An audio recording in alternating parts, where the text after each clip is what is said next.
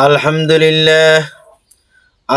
لله نحمده ونستعينه ونستغفره ونؤمن به ونتوكل عليه ونعوذ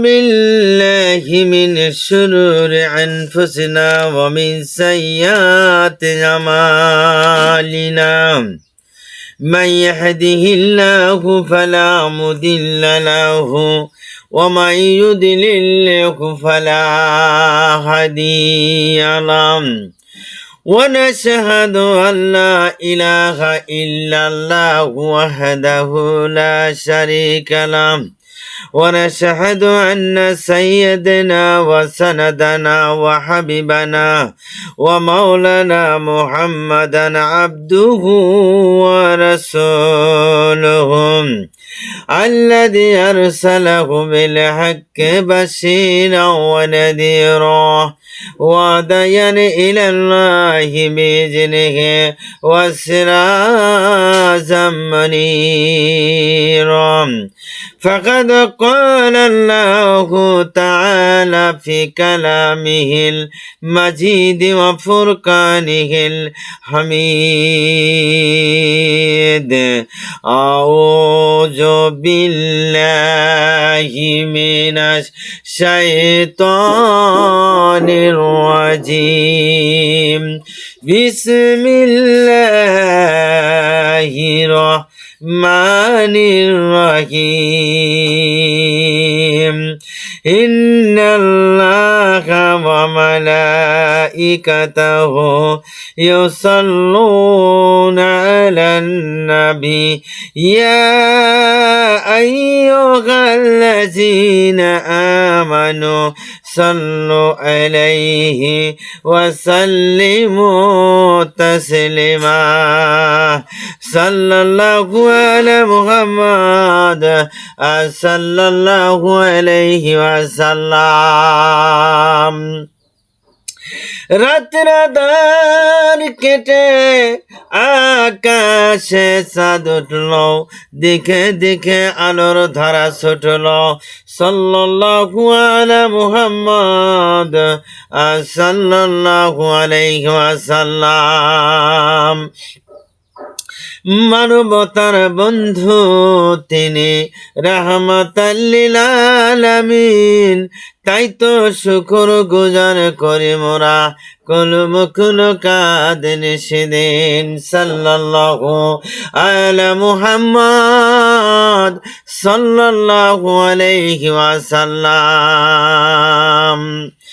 نحمده ونصلي على رسوله الكريم أعوذ بالله من الشيطان الرجيم بسم الله الرحمن الرحيم একদিন ফিরাউন তার রাজ সিংহাসনে বসা ছিলেন এমন সময় রাজ্যের সর্বশ্রেষ্ঠ জ্যোতিষী বালাম্বার এসে বললেন মহামান্য বাদশাহ আমি রাজ্যের ভবিষ্যৎ গণনা করে দেখলাম আপনাকে জানতে এসেছিলাম কিন্তু তা আপনার কাছে বলতে সাহস পাচ্ছি না ফিরাউন ডাক দিয়া বললেন হে বালাম্বার আপনি বলে দেন বলো তুমি নির্ভয়ে বলো না আমার কাছে ভয় পাওয়ার কিছু নাই আপনি বলেন এবার সূরা তাহা আয়াত নম্বর 39 পৃষ্ঠা 368 পারা নম্বর 16 আল্লাহ রাব্বুল আলামিন কোরআনে কারিমে বলেন أنك فيك في التابوت فاقذفه في اليم فليلقه اليم بالساحل يأكل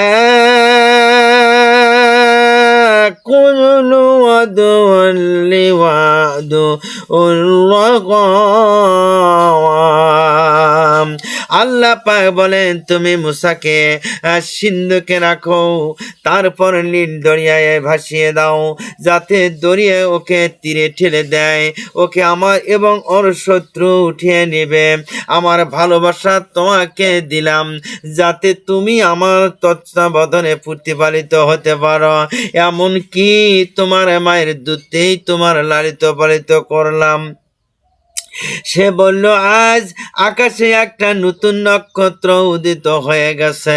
বালাউম্বার এবার সিংহাসনে বললেন, শোনো শোনো, আজকে একটা নতুন নক্ষত্র উদয় হয়ে গেছে। তার ফলাফল গণনা করে জানতে পারলাম আগামী 1 বৎসরের মধ্যে আপনার রাজ্যে বনি ইসরায়েলের মধ্যে একটা শিশু জন্মগ্রহণ করবে, তার হাতেই তো আপনার মৃত্যু হবে। ও বাদশাহ ফিরাউন, তার হাতেই তো আপনার মৃত্যু হবে। এই কথা শোনার পর ফিরাউন এবার চমকে উঠলেন, বুকটা এবার কেঁপে উঠল।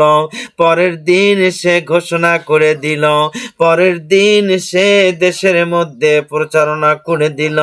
ঘোষণা যখন হয়ে গেল, বনি ইসরায়েলের বংশে আগামী 1 বৎসরের ভিতরে যতগুলো সন্তান পুত্র সন্তান হবে, যতগুলো পুত্র সন্তান দুনিয়াতে আগমন করবে, সব শিশুকে হত্যা করা দরকার, সবগুলো শিশুকে হত্যা করে ফেলাতে হবে। অসংখ্য ধাত্রী নিযুক্ত করে দিলেন। এবার আমার ভাইয়েরা, প্রত্যেকটা গর্ভবতী স্ত্রী লোককে দিবারাত্র পরীক্ষা শুরু করে দিলেন। নিযুক্ত করা হলো হাজার হাজার ধাত্রী। যদি পুরুষ সন্তান জন্মগ্রহণ করে, সঙ্গে সঙ্গে তাকে মেরে ফেলা হবে।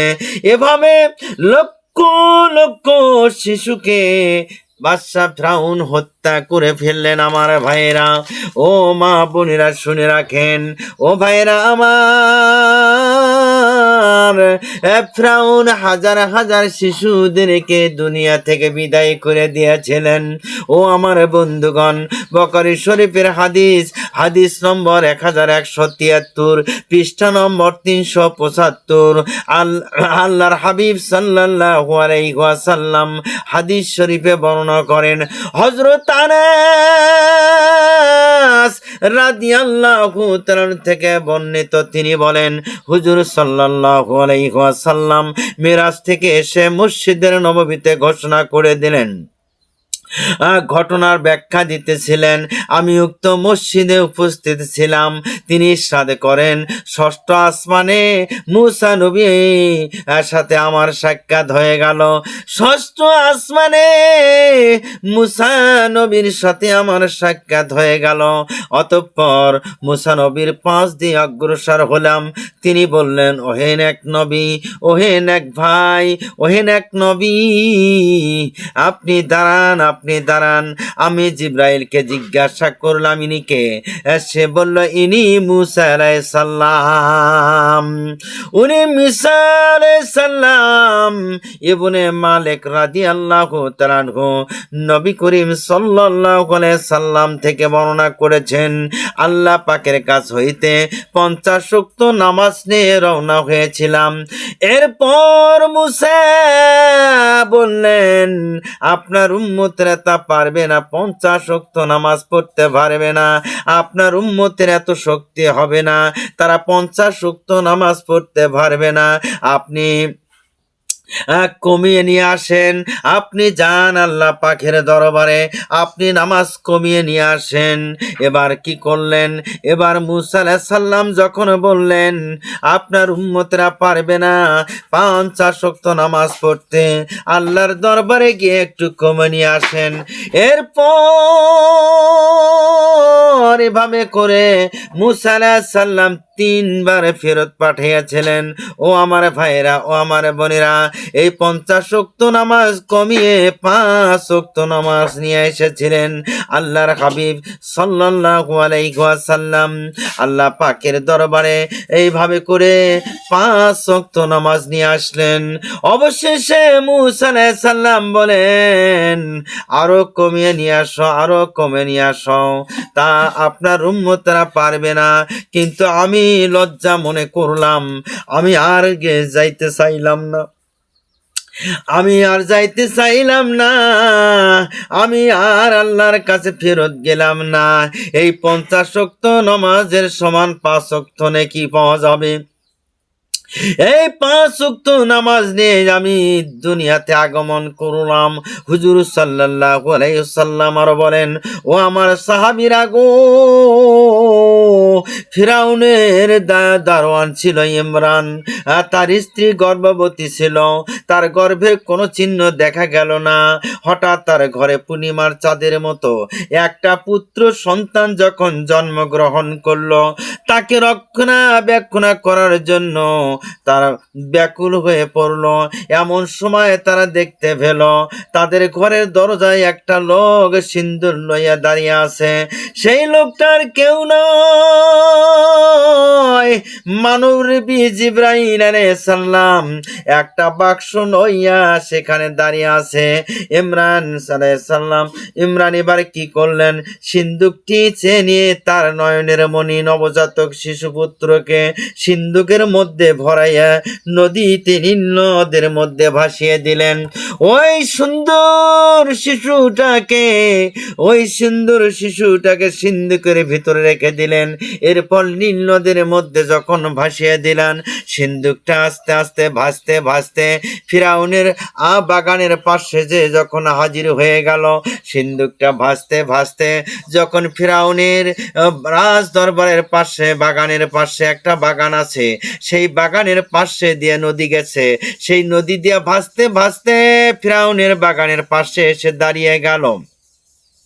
সে সময় ফিরাউন আর তার বিবি আসিয়া সিন্দুকটি যখন দেখতে পেল, দেখো দেখো কত সুন্দর একটা সিন্দুক পানির ভেতর দিয়ে ভাসিয়ে আসতেছে।